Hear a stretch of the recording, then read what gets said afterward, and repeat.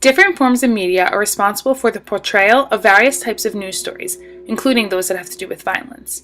This means that what we watch on TV is chosen by news companies, and unless further research is done, it is all that we ever know about. But what about the stories that we don't hear about? Or what about the news that never gets to see the air? The truth is, the media decides what news they are going to portray or not. They decide what is most unique and enticing for the viewers for various reasons, and therefore, they decide how we are supposed to think about different forms of violence and our understanding as viewers of it. It is important to both understand what the media is covering, as well as why they are overexposing some things as opposed to undercovering other stories.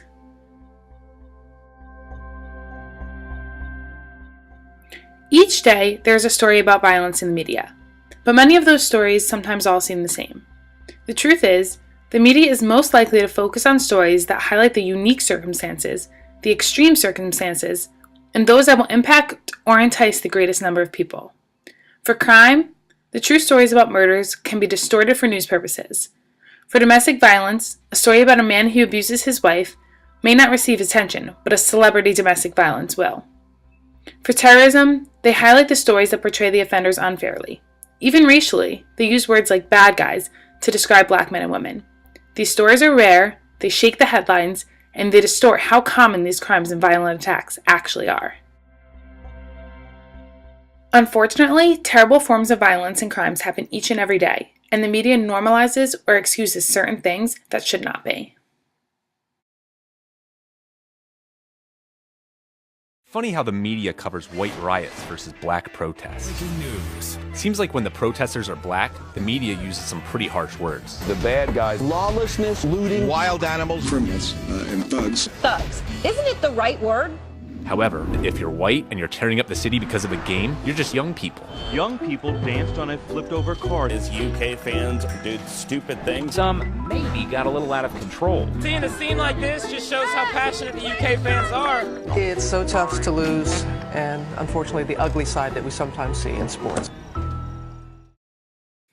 In September of 2016, Alan Howe, a school vice principal in Ireland, killed his 3 sons and wife. When the news story broke, headlines read, "Wonderful children who will be missed by all," and "Killed in their pajamas by father in frenzied attack." Because of these headlines, and what the media decided was important to portray, the life of a mother to this family was not recognized. But the life of the murderer was spoken about in the highest respects because he was such a loving member of the community. This made the story more unique. The media was the decider of who got the sympathy that they deserved. Football star cut by the Ravens tonight, suspended by the NFL after a troubling new video has surfaced. You'll remember these images, Rice dragging his then fiancée out of an elevator. But tonight, for the first time, we're seeing something else. What happened in the moments before, and then what happened next, now costing him his job. Tonight, the NFL taking action. What will authorities now do? ABC's Ryan Smith. The video chilling.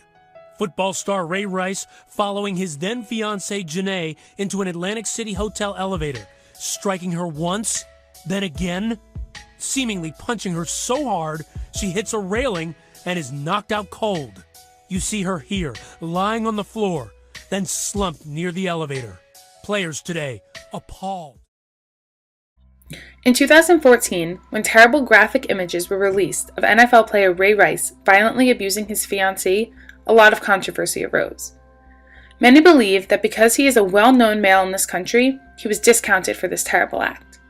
The power of both being a celebrity and a male enabled even more disbelief that this is a real form of violence at the expense of women. Those who saw this news story loved Ray Rice for who he was on the field, which may have been the reason for some of the pardoning. But we never heard about other 13 black women who were sexually assaulted by a white police officer until they got the strength and confidence in numbers to share their story, as opposed to that of the act of Ray Rice. So the question has now been brought up, with somehow not covering terrorism as reporters, would that lead to stopping terror? It's been brought up because the Secretary of State John Kerry said in his speech, and I'm quoting, "Perhaps the media would do us all a service if they didn't cover it quite as much. People wouldn't know what's going on." Former NYPD Sergeant Manny Gomez is here with us in the studio. Good to see you, sir. See you, sir. What do you make of that? It's absurd. The media has a job to do, which is to cover. So to suggest that they shouldn't cover major events like Nice, like what happened here in the U.S. and other places of the world is ridiculous. That's not going to stop terrorism. That is only going to make them want to take it to a higher level so that they get the coverage that they want and the coverage that they've been getting. It's ridiculous because it's basically saying, don't cover it so as to not show our failure as an administration. Yet another example is in the form of terrorism coverage. The media is responsible for many of the biases and assumptions that we possess as viewers. The media gives more coverage to attacks made by Muslims when in reality those attacks are less common than other kind of terrorist attacks. This tactic comes from 9/11, where people automatically assume that anything that had to do with the word terrorism was by a Muslim. Therefore, even today when they hear a story about Muslims, they think terrorism and are automatically more intimidated. When a study was conducted throughout 5 years, only 12% of terrorist attacks were perpetrated by Muslims. It's a tragedy that other very serious forms of terrorism are not covered at all. This is another tactic that the media uses to get people amped up on fear based on their coverage as opposed to the importance of what is actually going on. Some also suggest that there should be an increase in media or decrease in media coverage. I believe that the media aims to be solely a money-making business as opposed to holding up to their true purpose. For many, the media is a place to learn about the world, and I think that it is unfair for them to not get a full understanding. While I understand the enticement that this news does provide its viewers with, I also believe that there are other outlets for entertainment that can be used as opposed to various news sources. The media has goals to only produce this type of coverage, and they completely succeed. Each day, we miss out on stories that can have a huge impact on this country. More recently, we saw the news story break about Brock Turner, who raped a young girl. The way that the media portrayed this was unfair, and he was glorified for his triumphs as opposed to the terrible thing that he had done. Other students have been portrayed in this manner over the years. The media forgot to share how traumatic this was for the young girl who was a victim of this rape. This is just another example of the media portraying the wrong type of media and forgetting what is truly important.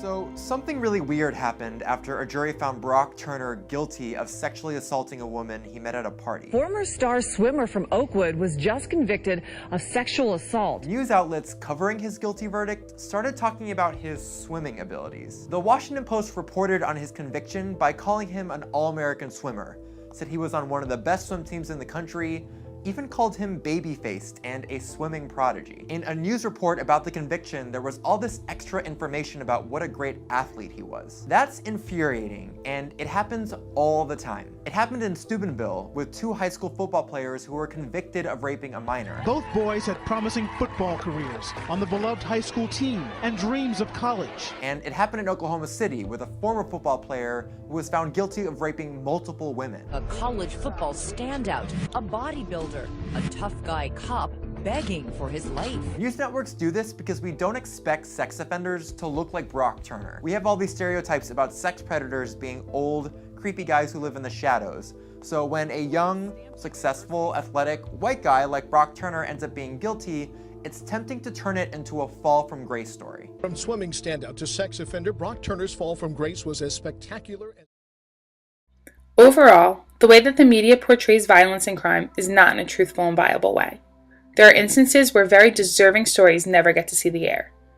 But when a story has a traumatic effect or a good sense of enticement, the news has no shortage of covering. It is sad to see the priorities of the news be so distorted, but any amount of awareness is beneficial.